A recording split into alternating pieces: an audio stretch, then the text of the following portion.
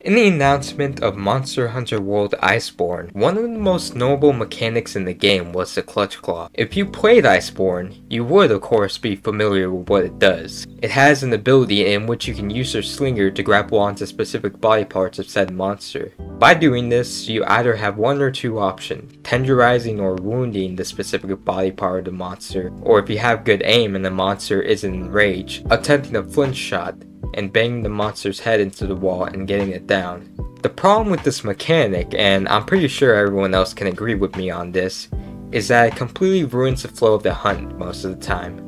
Apart from the hammer spinning attack and the lance's clutch counter, each and every weapon suffers from this mechanic, since the player has to make a purposeful decision on when to use the clutch claw. And whenever the monster is not enraged, it's basically a missed opportunity not to bang its head into a wall.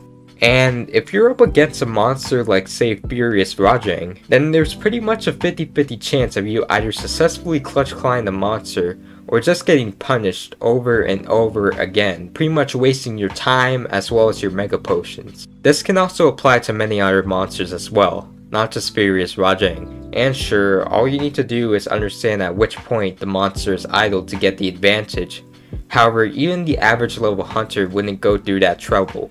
Okay, so now I basically explained how shitty the clutch claw system is, but there's also another mechanic that ruins the flow of the hunt as well, mounting. Though not as bad as the clutch claw, mounting still has to make the player purposefully get to the high ground over the monster in order to execute it. And though it's been around for so long that it's become second nature to Monster Hunter veterans, it can still leave you vulnerable to being punished. However, you could argue that Monster Hunter is all about leaving the player vulnerable, and that the player needs to understand the monster in order for the risk to become the reward. And I may agree with you on this sentiment, however, I don't think that should apply to these bizarre mechanics that Capcom adds with every title. I think that should only apply to the weapon and the weapon alone. Which is why I appreciate the old school Monster Hunter games like 4U and Generations.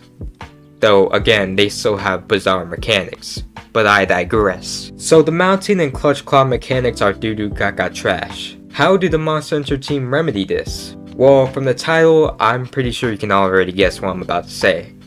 Once they introduced wyvern riding, the whole concept of tenderizing and mounting was scrapped. Instead, it was left with a new gameplay mechanic that is the best of both worlds. No longer do you have to consider whether or not the monster is enraged. If you don't know how wyvern riding works, then let me fill you in. With the addition of the wire bug, there were these nifty new silkbind moves for each weapon. These silkbind moves, although a bit complex at first, are easy to use. Just press ZL along with X and A to execute one of the silkbind attacks. And the beauty in these silkbind moves is not only that they are extremely nifty mechanics, but they do not destroy the flow of the hunt whatsoever. In fact, the silkbind moves seem to enhance the engagement of the fight with their flashy attacks or buffs. And once again, it's still just you, the monster, and your weapon. After a while using these silkbind moves, the monster will automatically go into this vulnerable state with which you can start wyvern riding it. With wyvern riding, you can pretty much do the same thing the clutch claw does without interrupting the flow of the hunt. You can bang the monster's head over and over until it's down, and no longer do you have to wait for the right circumstance to do so in Worldborn. When it shows up, it shows up. That's it. What about tenderizing, you ask? Well, to put it lightly, it's shit. And I bet the team at Capcom knew it was shit, and good riddance that it is gone forever and never to be seen again. Not only can you bang monsters against the wall while wyvern riding, but you can also use this mechanic to attack other monsters. Of course, that was the standout stick with wyvern riding and everything. But all of these things, the silkbinds, the wyvern riding, all of them enhance the hunt rather than interrupting it like the clutch claw. In Monster Hunter Rise, Capcom mixed every tool that the hunter had in the latter games, and combined it all with the wyvern riding as well as added it with the spectacle of using the monster as some sort of puppet to attack other monsters. I may not be a video game developer, but even I can tell that this is downright genius. So, basically, in summary, wyvern riding s***.